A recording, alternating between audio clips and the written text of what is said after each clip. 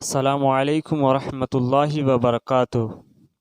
میرے پیارے آقا صلی اللہ علیہ وسلم کے پیارے دیوانوں، آئیے ہم اور آپ مل کر نبیوں کے امام الانبیاء حضور رحمت عالم صلی اللہ علیہ وسلم کے بارگاہ گوہر بار میں جس طریقے سے میں پڑھا ہوں اسی انداز میں بآواز بلند میرے ساتھ مل کر کے پڑھیں۔ الصلاۃ والسلام علیک یا رسول اللہ،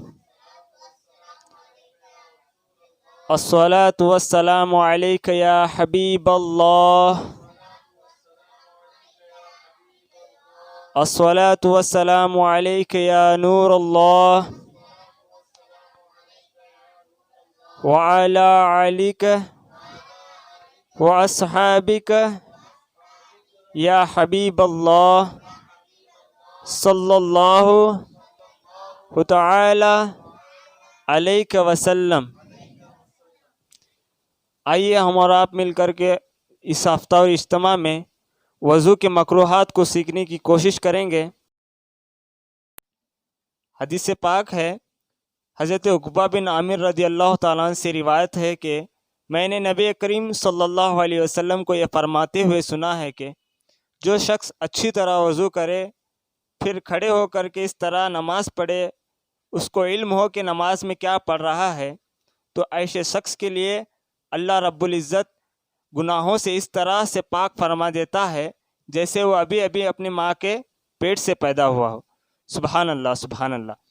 آئیے ہم اور آپ مل کر کے اچھی طرح سے وضو کرنے کے بعد نماز پڑھنے کی کوشش کریں گے۔ پہلے وضو کے مکروہات میں آپ کے سامنے بتاتے ہوئے چلوں۔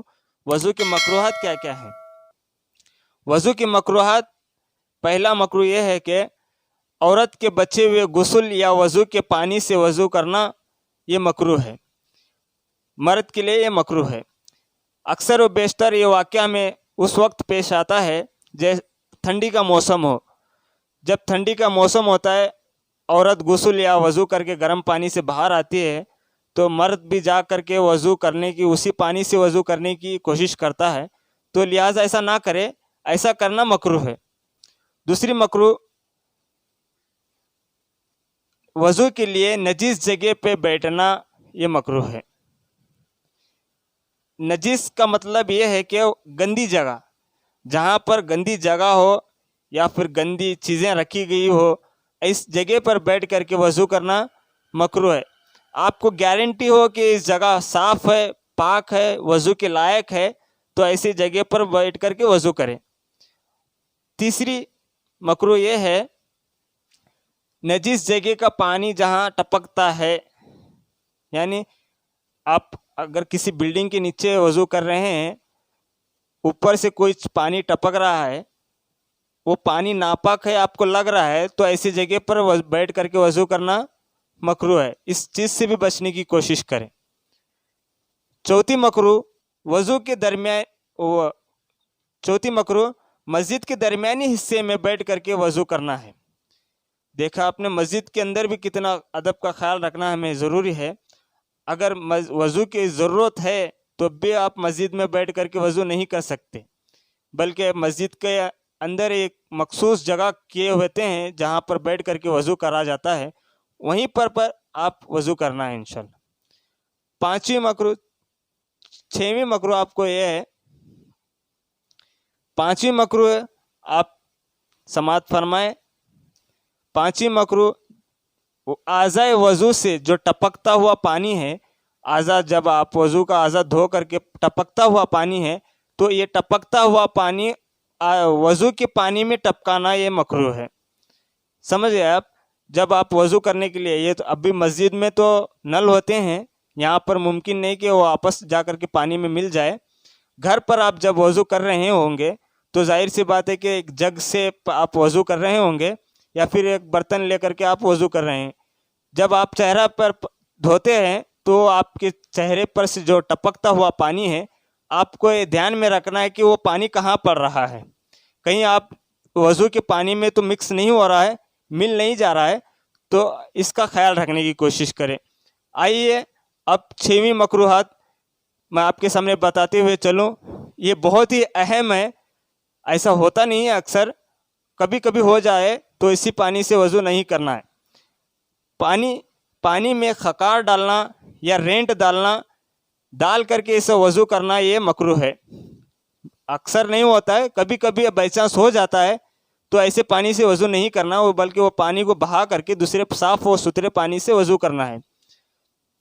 آئیے ساتویں مکروہ یہ ہے کہ آپ جب بھی وضو کرنے کے لیے بیٹھ جاتے ہیں، بیٹھتے وقت آپ چاہیے، یعنی اس مکروہ کا مطلب یہ ہے کہ وضو کرتے وقت بے ضرورت دنیا کی باتیں کرنا۔ آپ وضو کرتے ہو، صرف وضو پر ہی آپ کا دھیان، آپ کا وضو پر ہی رہنا چاہیے اور کسی پر بھی نہیں، بلکہ آپ کو سامنے والا آ کر کے سلام بھی اگر کیا ہو تو آپ اس کو جواب نہ دیں۔ کیوں؟ آپ کا وضو پر ہی دھیان رہنا چاہیے، اس کے سلام پر نہیں۔ آپ کا جب مکمل وضو ہو جائے گا تو آپ پھر اس کو جواب دے دیں۔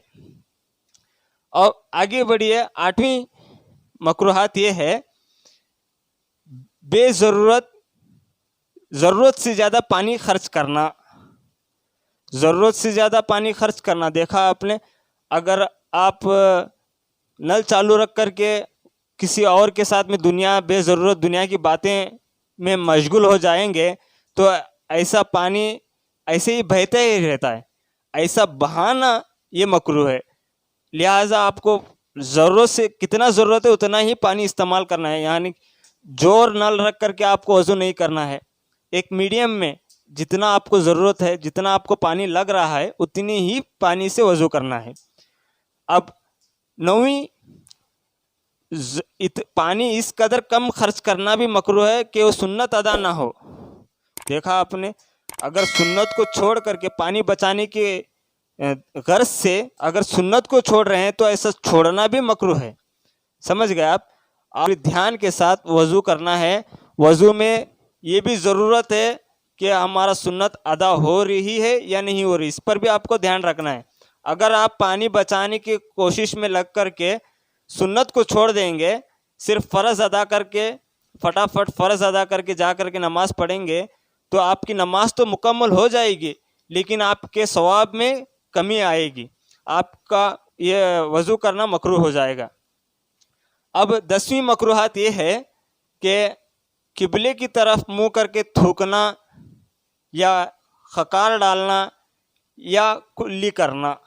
دیکھا آپ نے، وضو کے اندر بھی اگر آپ قبلے کی طرف منہ کر کے تھوک دیں گے تو آپ کے وضو میں جتنا آپ کو فائدہ ملے گا وہ کم ہو جائے گا، یعنی آپ کو جتنے نیکیاں وضو میں مل رہی ہیں وہ گھٹ جائے گی۔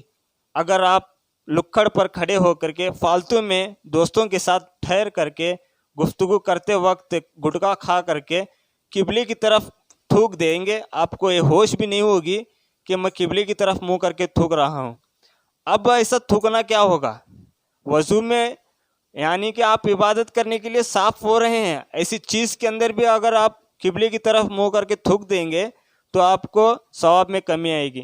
اگر آپ فالتو کھڑے رہ کر کے بے ضرورت گپ شپ مار رہے ہیں، لکڑ پر کھڑے ہو کر کے منہ میں گٹکا ہے چبا چبا کر کے تھوک رہے ہیں، آپ کو پتہ بھی نہیں ہوگا کہ اس طرف قبلہ ہے، ہم نے تھوک دیا، تو ایسی صورت میں کیا ماجرا ہوگا؟ جائیں علم سیکھنے کی کوشش کرے۔ سنی دعوت اسلامی آپ کو ہر ہفتہ بلاتی ہے اس اجتماع گاہ میں، آئیے اور آ کر کے کچھ سیکھنے کے بعد اس پر عمل کریں، عمل کرنے کے بعد دوسروں کو بھی دعوت دے کر کے اس اجتماع میں لانے کی کوشش کریں۔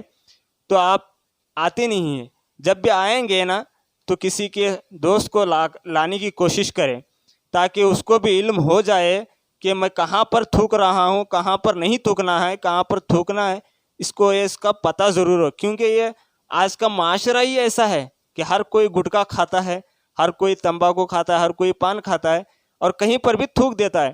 اس کا وبا اور اس کی لعنت اور اس چیز سے ہونے والی پریشانی ہمیری ہی سر پر رہتی ہے۔ لہٰذا اس کو بچنے کی اس مکروہ سے آپ کو سمجھ میں آیا ہوگا کہ آپ کہاں تھوکنا ہے اور کہاں نہیں تھوکنا ہے۔ لہٰذا کہنے اور سننے سے زیادہ مجھے اللہ عمل کی توفیق عطا فرمائے۔ دوران گفتگو جو کسی بھی قسم کی غلطی لغزش خطائیں ہوئی ہیں اللہ رب العزت معاف فرمائے۔ لا الہ الا اللہ محمد رسول اللہ صلی اللہ علیہ وسلم۔ السلام علیکم ورحمۃ اللہ وبرکاتہ۔